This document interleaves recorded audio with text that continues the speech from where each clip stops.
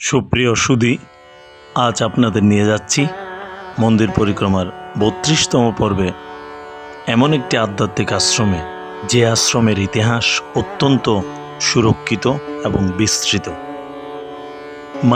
আমরা যাচ্ছি চট্টগ্রাম জেলার বোয়ালখালী উপজেলার গোমদণ্ডী যোগাশ্রমে। এই আশ্রমটিতে রক্ষিত বই পুস্তক থেকে আশ্রমটির ইতিহাসের ব্যাপারে জানানো যায় যে যোগের অন্তরঙ্গ সাধন ভিতে প্রতিষ্ঠিত হয় এই যোগাশ্রম। ১৩০৮ বঙ্গাব্দে অর্থাৎ ১৯০১ সালে বাংলাদেশের চট্টগ্রাম জেলার বোয়ালখালী উপজেলার গোমদণ্ডীতে প্রতিষ্ঠিত শ্রী শ্রী গোমদণ্ডী যোগাশ্রম এবং ভারতের বারাসাত যোগাশ্রমকে কেন্দ্র করেই যোগাশ্রমের প্রতিষ্ঠাতা হন শ্রী শ্রী গুরুদাস পরমহংস বাবাজির প্রধান শিষ্য, পরম আরাধ্য, পরম ধ্যেয় শ্রী শ্রী স্বামী হরিকৃপানন্দজি মহারাজ প্রকাশ মুনি বাবা। তিনি প্রথমত শ্রী হরি ফকির নামে খ্যাত ছিলেন। মুনি বাবার স্বরূপ স্থিতি তথা কৈবল্য স্থিতিতে নিত্য সমাসীন ছিলেন। তিনি ছিলেন বিধত এবং কুটিচক সন্ন্যাসী।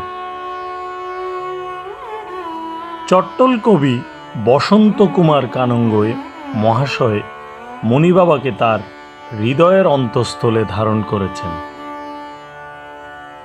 তার মতে মুনি বাবা হলেন রুদ্রের এক অবতার।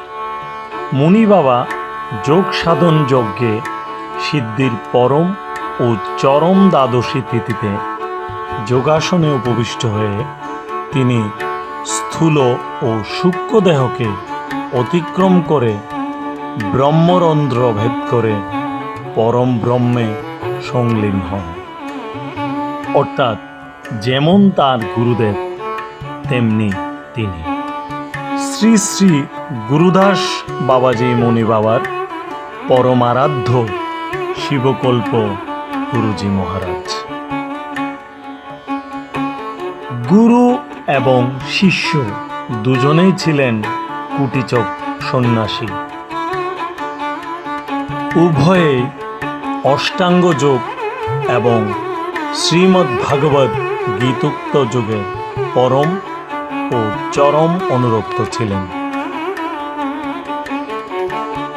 জীবাত্মা ও পরমাত্মার অদ্বৈত স্থিতিতে উনারা নিত্য বিরাজিত ছিলেন।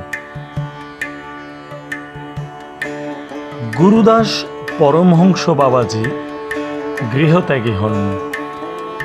তিনি তার পৈতৃক গৃহে এবং ভূমিতে যোগ সাধন করে চূড়ান্ত গন্তব্যে পৌঁছে যান। এভাবেই তিনি পৈতৃক ভূমি এবং গৃহকে পূর্ণ তীর্থে পরিণত করেন।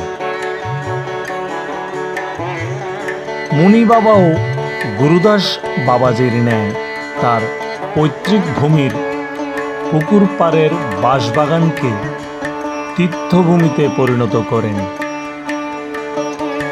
এই বাঁশবাগানেই আজকের শ্রী শ্রী গোমদণ্ডী যোগাশ্রম।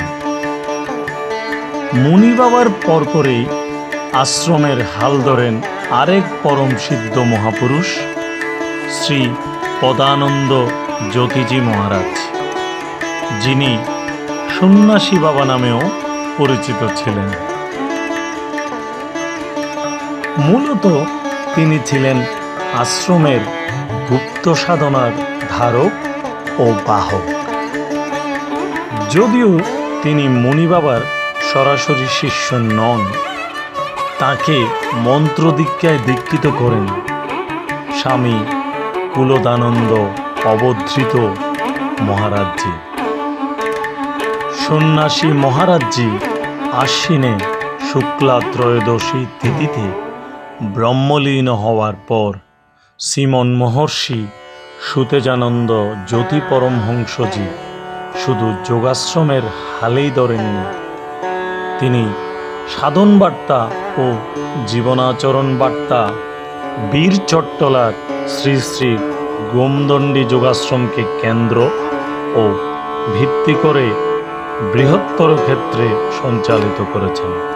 তবে এই যোগাশ্রমে যার অবদানের কথা না বললেই নয়, তিনি হলেন সন্ময়ানন্দ ব্রহ্মচারী মহোদয়, যিনি আজ থেকে 12 বছর পূর্বে লোকান্তরিত হন। এই যোগাশ্রমের ব্যাপক ইতিহাস তুলে ধরা সম্ভব না হলেও আপনাদেরকে সংক্ষেপে ইতিহাসটি তুলে ধরলাম। ইতিহাস থেকে বলাই যায় এই যোগাশ্রম আধ্যাত্মিকতা বিকাশের এবং পরমাত্মা লাভের একটি পরম সঙ্গমস্থল। আশ্রমের নতুন নতুন বিভিন্ন কর্ম পরিকল্পনায় এগিয়ে যাচ্ছে এবং নতুন নতুন স্থাপনা তৈরি হচ্ছে দারুণ একটি পরিবেশে। আপনারা এই আশ্রম দেখতে চলে আসুন এবং যোগাশ্রমের মনমাত্র অনুধাবন করুন।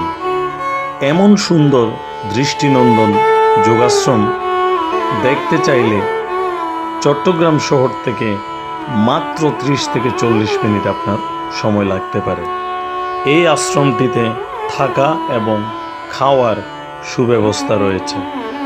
একেবারেই শান্ত, স্নিগ্ধ এবং নির্মল পরিবেশে আপনাকে প্রশান্তি দিবে বোয়ালখালীর গোমদণ্ডীর এই যোগাশ্রম।